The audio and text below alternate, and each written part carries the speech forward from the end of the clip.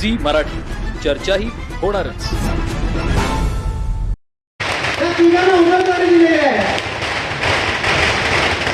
आज गावकरी मंडळींनो, मी तुम्हाला कळकळीची विनंती हात जोडून करतोय. एक बाजू आळत्यामध्ये सर्वसामान्याला तिकीट कसं मिळेल ह्यासाठी आम्ही धडपडत होतो, आणि एक बाजूला मला जास्तीत जास्त पैसे कोण देतील तिकीट देणाऱ्याला हे एक जण बघत होता, आणि त्यामध्ये सावर्डेकर डॉक्टरांची निवड केली त्यांनी. मित्रांनो, आपल्याला आकस्मिक कधी जग सोडून जायचं आहे. जाताना आपला हात स्वच्छ पाहिजे आणि या भूमीसाठी काहीतरी करायला पाहिजे.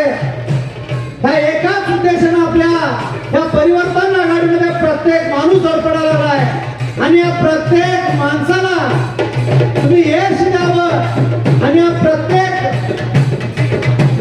स्वच्छ आणि सुंदर आयुष्यासाठी काय करता येईल यासाठी त्या 3 उमेदवारांना तुम्ही निवडून द्यावं ही माझी कळकळीची विनंती आहे.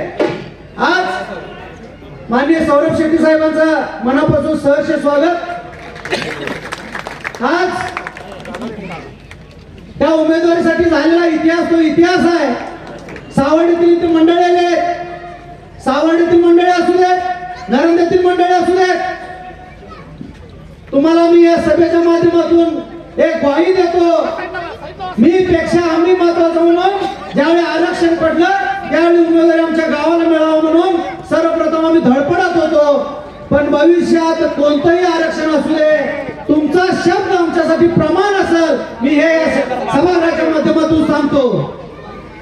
गावकरी मंडळींनो, आज गावातील उमेदवार कोणी नाही आहे. उमेदवार गावातील निवडून द्या.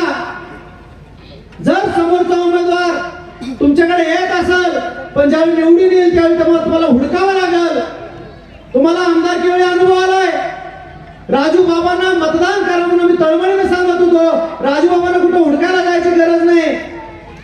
गोट्यातली म्हस गेल्यानंतर सुद्धा अशोक बापू हुडकत येत होता, आणि त्या म्हशीला सुद्धा केक घेऊन येत होता. पण आज बापू कुठे सापडून आला लक्षात ठेवा. ही माणसं फक्त निवडणुकीपुरतं येतात, लक्षात ठेवा.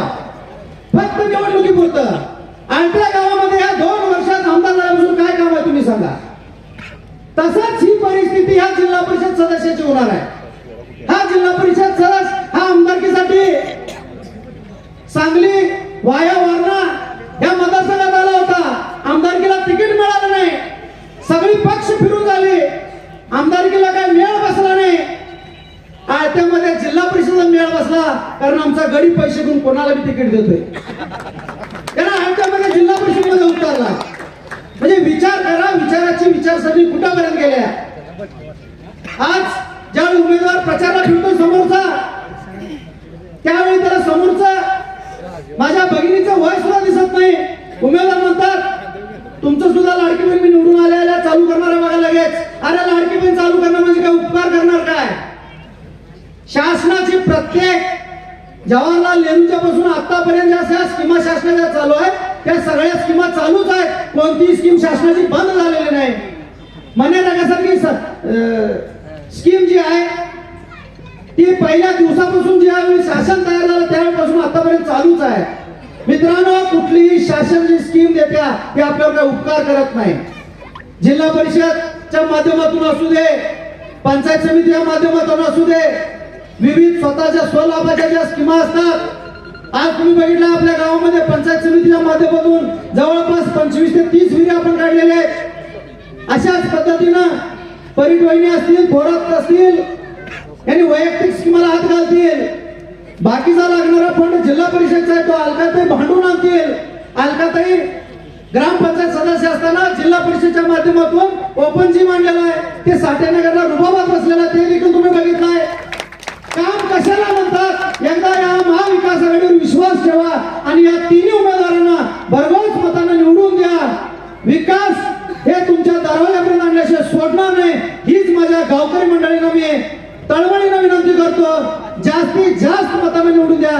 मनपूर्वक मी तुमचा आभार मानतो. जय हिंद, जय